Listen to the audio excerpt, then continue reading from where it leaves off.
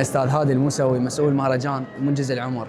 احنا فخورين بك على هذا الانجاز، ومو فقط هذا المهرجان، المهرجانات الباقيه يعني احنا جاي نشوف الابداع وهاي. نريد نعرف شنو الشغلات الايجابيه اللي حبيتها بالمهرجانات وشنو الشغلات السلبيه اللي واجهتها المهرجانات.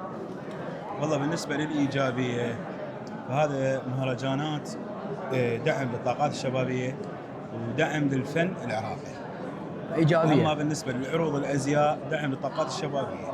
أما بالنسبة لهيك مهرجانات كمنجز العمر وغيرها فهذه مهرجانات تدعم الفنان العراقي وتكرمه على ما أنجز. أما السلبيات حاليا في الآونة الأخيرة قام وياه اللي يجي يسوي مهرجان، فهذا الشيء عانينا من عنده. يعني العارض قام يسوي مهرجان، اللي يضوج قام يسوي مهرجان، على اساس هو اعلامي سوى مهرجان.